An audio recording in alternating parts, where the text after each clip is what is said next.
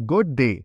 मैं Lester Frank ward हूँ, जिसे अमेरिकी समाजशास्त्र का जनक माना जाता है और जो प्रारंभिक काल में ऐसे विचारों के समर्थक थे जो यह कहते हैं कि समाज को संयोग या प्रतिस्पर्धा से नहीं, बल्कि सहयोग, शिक्षा और विवेक से संचालित किया जाना चाहिए। मेरा विश्वास सरल था, लेकिन क्रांतिकारी। हम एक बेहतर समाज बना सकते हैं अगर हम ऐसा करना चुनें, विज्ञान, लोकतंत्र और करुणा के माध्यम से। सोशियो एक्सप्लोरेशन में आपका स्वागत है। इस वीडियो में मैं आपको अपने जीवन की यात्रा पर ले जाऊंगा और समाजशास्त्र में दिए गए अपने प्रमुख योगदानों को साझा करूंगा, विशेष रूप से यह विश्वास कि मानव प्रगति को बुद्धिमत्तापूर्ण योजना द्वारा निर्देशित किया जाना चाहिए, न कि प्रकृति या अर्थव्यवस्था की अंधी शक्तियों के भरोसे छोड़ देना चाहिए। मैं 18 जून 1841 को जोलियट, इलिनॉय में जन्मा था, ऐसे साधारण माता-पिता के घर जो अपनी जीविका चलाने के लिए संघर्ष कर रहे थे। मेरे प्रारंभिक वर्ष गरीबी, शारीरिक परिश्रम और बहुत कम औपचारिक शिक्षा से प्रभावित थे। लेकिन कठिनाइयों के बीच भी मैंने अपने भीतर ज्ञान प्राप्त करने की तीव्र इच्छा पाई। मैंने स्वयं ही पढ़ना, लिखना और कई विषयों का अध्ययन करना सीखा, लैटिन और वनस्पति विज्ञान से लेकर राजनीतिक सिद्धांत और भूविज्ञान तक। जब अमेरिकी गृहयुद्ध शुरू हुआ, तो मैं यूनियन सेना में भर्ती हो गया और कई प्रमुख युद्धों में हिस्सा लिया। मैं घायल हुआ, लेकिन जीवित बच गया। उन अनुभवों ने मुझे मानव पीड़ा की गहरी समझ दी और एक शांतिपूर्ण व विवेकपूर्ण समाज बनाने के मेरे संकल्प को और मजबूत किया। युद्ध के बाद मैं वाशिंगटन लौट आया और अमेरिकी सरकार के लिए कई भूमिकाओं में कार्य किया, जैसे वनस्पति विज्ञानी, भूवैज्ञानिक और जीवाश्म विज्ञानी के रूप में। अपने कार्य की व्यस्तताओं के बावजूद मैंने आगे की पढ़ाई जारी रखी और कोलंबियन कॉलेज, जो अब जॉर्ज वाशिंगटन विश्वविद्यालय है, से अपनी डिग्री प्राप्त की। लेकिन मेरी रुचि केवल प्राकृतिक विज्ञानों तक सीमित नहीं थी। मैं मानव जीवन से जुड़े प्रश्नों की ओर आकर्षित था। असमानता क्यों बनी रहती है? क्या हम सामाजिक विकास को उसी तरह निर्देशित कर सकते हैं जैसे हम जैविक प्रगति को करते हैं?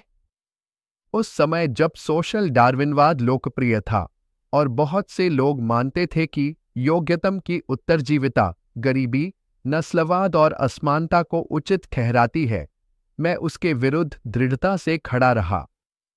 मेरा मानना था कि मनुष्य केवल प्रकृति के अधीन नहीं है। हमारे पास विवेक है और उसी के साथ हमारे पास अपने भविष्य को गढ़ने की शक्ति भी है। मैंने इस सिद्धांत को टेलिसिस कहा, सामूहिक भलाई के लिए समाज की जानबूझकर और बुद्धिमत्तापूर्ण योजना। 1883 में मैंने डायनामिक सोशियोलॉजी नामक 2 खंडों में एक ग्रंथ प्रकाशित किया, जिसमें मैंने तर्क दिया कि समाजशास्त्र का उपयोग केवल सामाजिक समस्याओं का अवलोकन करने के लिए नहीं, बल्कि उन्हें हल करने के लिए किया जाना चाहिए। मैंने शिक्षा, समान अवसर, महिला अधिकारों और राज्य की जिम्मेदारी पर जोर दिया कि वह अपने सभी नागरिकों को ऊपर उठाने का प्रयास करे। मेरा दृढ़ विश्वास था कि ज्ञान, जब समान रूप से साझा किया जाए, तो वह मुक्ति का मार्ग बन सकता है। 1906 में मैं अमेरिकन सोशियोलॉजिकल एसोसिएशन (आसा) का पहला अध्यक्ष बना और अमेरिका में समाजशास्त्र को एक पेशेवर और सम्मानित अनुशासन के रूप में औपचारिक रूप देने में मदद की। मेरी अध्यक्षता केवल औपचारिक नहीं थी, यह मेरे उस दृष्टिकोण का हिस्सा थी जिसमें मैं समाजशास्त्र को ऐसी संस्थागत शक्ति देना चाहता था जो शिक्षा और नीतियों को प्रभावित कर सके। मैंने ब्राउन यूनिवर्सिटी में समाजशास्त्र की पहली अकादमिक पीठ भी संभाली, जहां मैंने अपने जीवन के अंतिम दिनों तक पढ़ाया। हालांकि मैंने कभी विवाह नहीं किया, फिर भी मेरा जीवन बौद्धिक संगति और जनसेवा के प्रति गहरे समर्पण से परिपूर्ण रहा। मैंने व्यापक रूप से लेखन किया, देश भर में व्याख्यान दिए और प्रगतिशील सुधारों के लिए दृढ़तापूर्वक आवाज उठाई ऐसे समय में जब इन विचारों को अक्सर खारिज या उपहास का पात्र बनाया जाता था। 18 अप्रैल 1913 को मेरी मृत्यु वाशिंगटन डीसी में 71 वर्ष की आयु में हुई। मैंने अपना पूरा जीवन इस विचार को समर्पित किया कि एक न्यायपूर्ण और समानतापूर्ण समाज कोई कल्पना नहीं है, बल्कि एक ऐसा लक्ष्य है जिसे प्राप्त करने का प्रयास किया जाना चाहिए और जिसे विवेक, करुणा और सामूहिक इच्छा से निर्देशित किया जाना चाहिए। यदि मुझे याद किया जाए, तो इस रूप में याद किया जाए कि मैंने यह विश्वास किया कि समाजशास्त्र केवल समाज का अध्ययन नहीं है, बल्कि समाज को बेहतर बनाने का एक खाका, ब्लूप्रिंट है। एक समाजशास्त्री के रूप में मेरा लक्ष्य कभी केवल समाज का वर्णन करना नहीं था। मैंने हमेशा यह माना कि समाजशास्त्र का उद्देश्य समाज को ऊंचा उठाना होना चाहिए। उस समय जब बहुत से लोग असमानता को स्वाभाविक और अपरिहार्य मानते थे, मैं इस विश्वास के साथ खड़ा रहा कि मानव बुद्धि और करुणा प्रगति का मार्गदर्शन कर सकती हैं। आइए अब मैं आपको उन प्रमुख विचारों से परिचित कराऊं जो मेरे चिंतन और जीवन कार्य की नींव बने। एक टेलिसिस, सामाजिक विकास का विवेकपूर्ण नियंत्रण समाजशास्त्र के क्षेत्र में मेरा एक सबसे मौलिक और स्थायी योगदान है। टेलिसिस का सिद्धांत यह विचार कि समाज को मानव बुद्धि द्वारा सचेत रूप से निर्देशित किया जा सकता है और किया जाना चाहिए। जहां प्राकृतिक विकास अंधा होता है, वहीं टेलिसिस जानबूझकर की गई प्रक्रिया है। मेरा मानना था कि जानवरों के विपरीत मनुष्य को विवेक, दूरदृष्टि और नैतिक निर्णय लेने की क्षमता प्राप्त है। इसका अर्थ है कि हम न तो प्राकृतिक चयन के और न ही सामाजिक संघर्षों के रहमोक्रम पर निर्भर हैं। इसके विपरीत, हम शिक्षा, विज्ञान, नीति और सहयोग के माध्यम से अपने भविष्य को आकार दे सकते हैं। टेलिसिस के दो प्रकार होते हैं।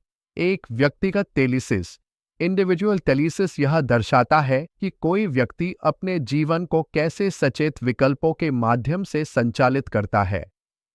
दो, सामूहिक टेलिसिस, कलेक्टिव टेलिसिस, यह बताता है कि समाज किस प्रकार लोकतांत्रिक संस्थाओं और विज्ञान के जरिए अपने विकास को जानबूझकर दिशा दे सकता है।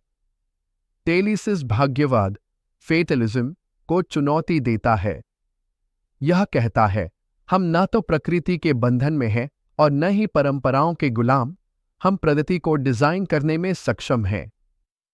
दो, सामाजिक बुद्धिमत्ता, मानव प्रगति में विचार की शक्ति। मेरा मूल विश्वास यह था कि मानव बुद्धिमत्ता सामाजिक विकास की सबसे शक्तिशाली शक्ति है।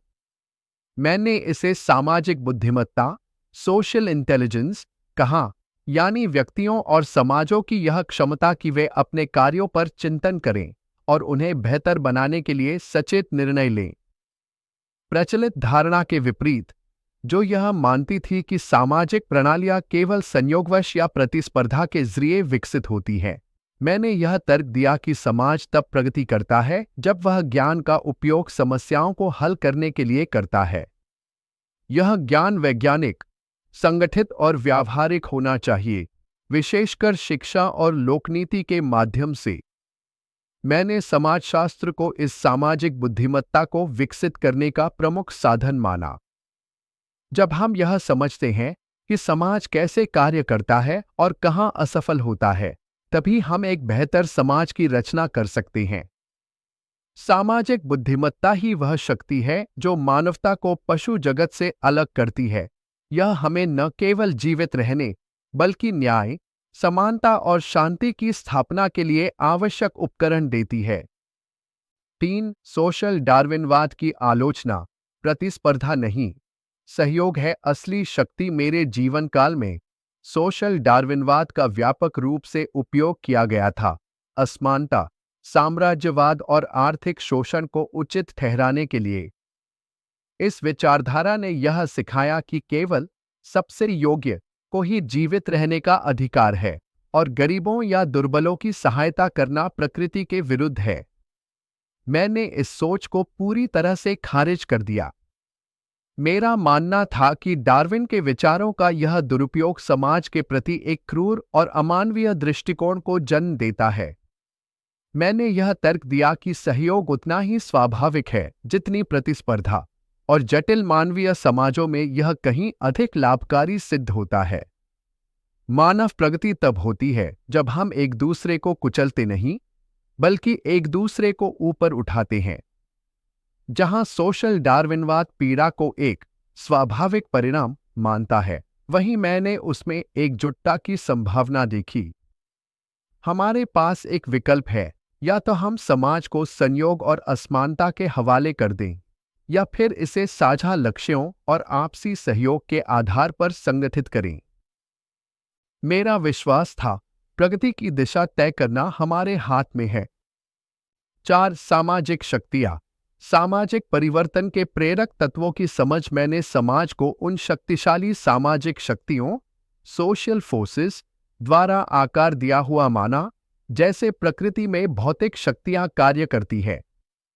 ये शक्तियां हैं: एक, शिक्षा जो ज्ञान फैलाती है और अज्ञानता को कम करती है। 2, संचार और मीडिया जो जनमत का निर्माण करती है। 3, रीति रिवाज और कानून जो व्यवहार को दिशा देती है। 4, वैज्ञानिक खोज जो समस्याओं के समाधान के लिए उपकरण प्रदान करती है। 5, सामूहिक क्रिया, कलेक्टिव एक्शन, जो जन-इच्छा को संगठित करती है।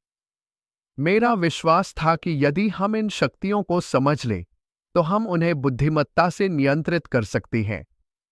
इस दृष्टिकोण से देखा जाए तो समाजशास्त्र इंजीनियरिंग की तरह है, लेकिन इसका कच्चा माल इंसान और संस्थाएं होती हैं। एक विवेकशील समाज इन शक्तियों से अनजाने में प्रभावित नहीं होता, बल्कि उनका उपयोग करके एक बेहतर सामाजिक संरचना की रचना करता है। हम सामाजिक शक्तियों के शिकार नहीं हैं। यदि हम चाहें तो इन्हें समझकर समाज को सचेत रूप से गढ़ सकते हैं। 5, शिक्षा।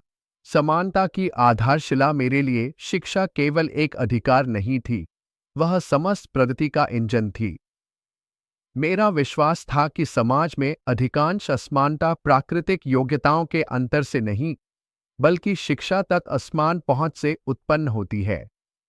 एक अशिक्षित जनसंख्या अज्ञानता, गरीबी और निर्भरता के जाल में फंस जाती है।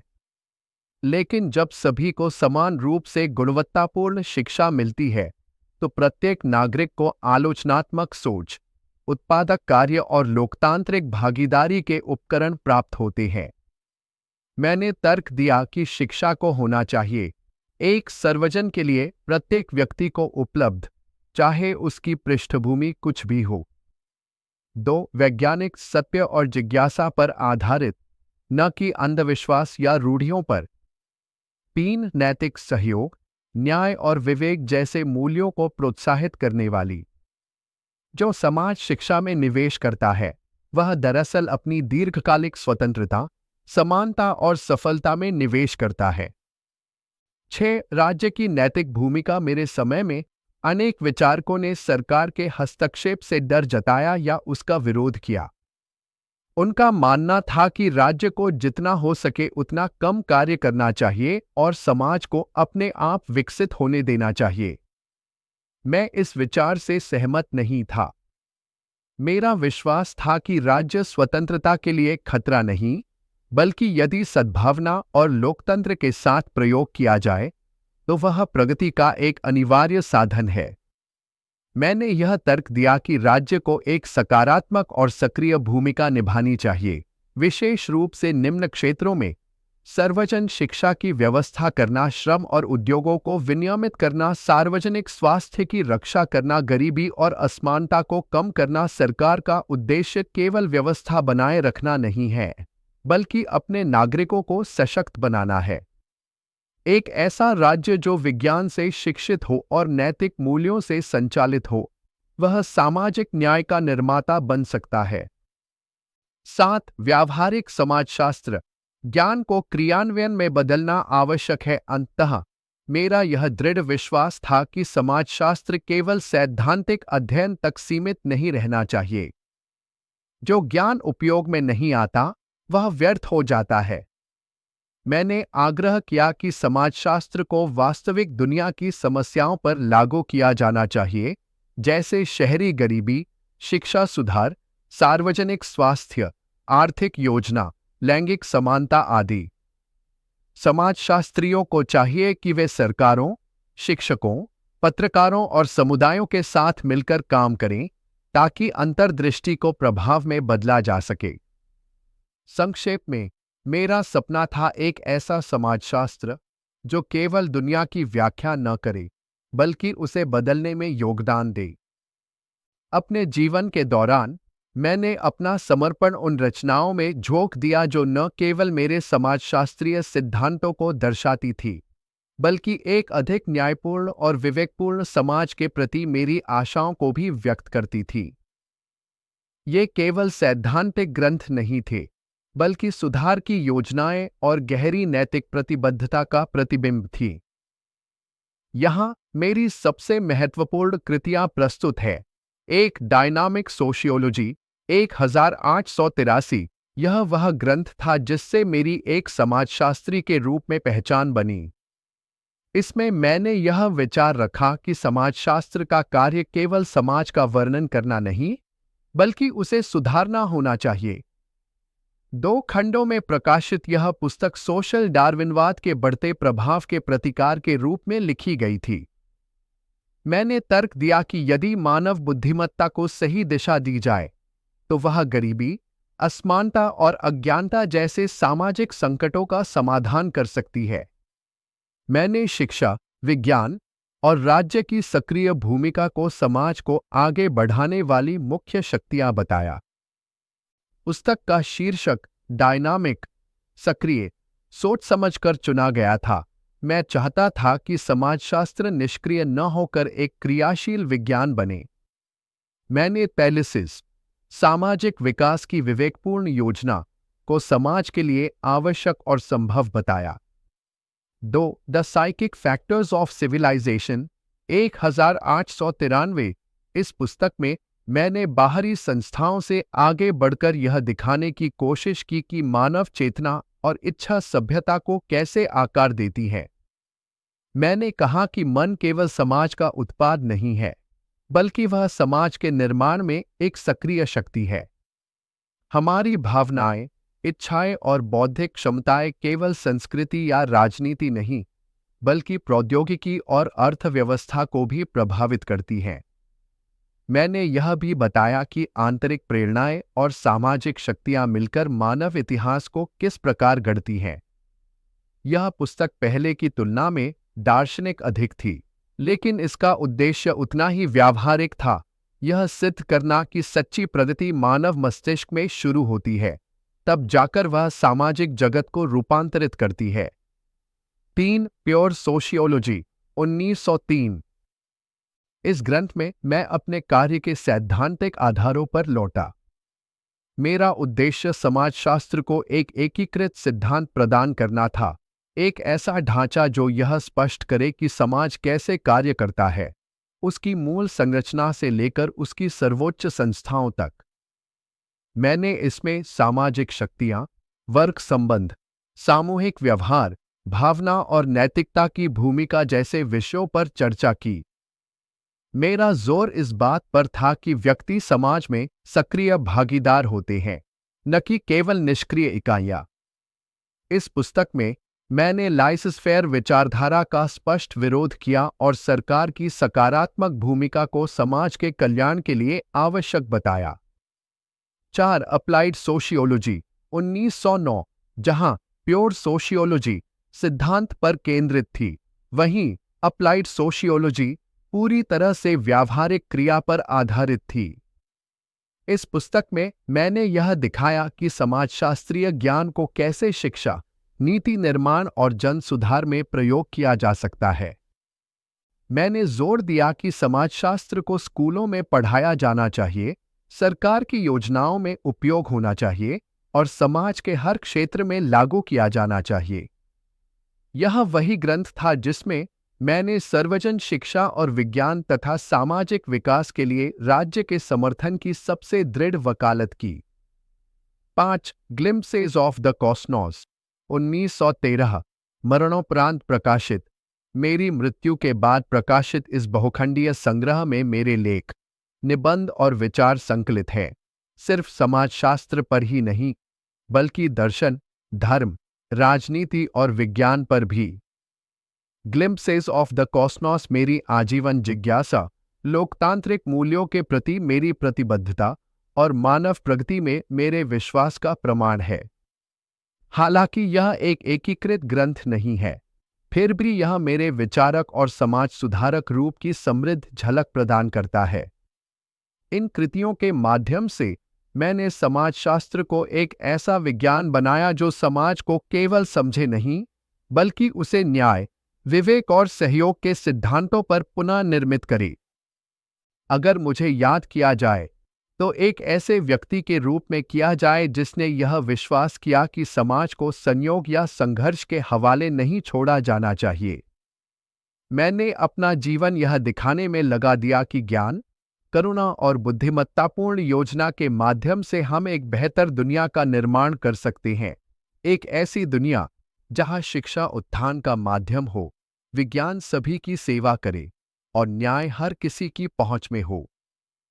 मेरे लिए समाजशास्त्र केवल दुनिया को समझने का एक तरीका नहीं था, बल्कि उसे बेहतर बनाने का औजार था, हर इंसान के कल्याण के लिए। इस वीडियो को लाइक करें, सब्सक्राइब करें और नए अपडेट्स के लिए बेल आइकन दबाएं। Thank you and have a great day.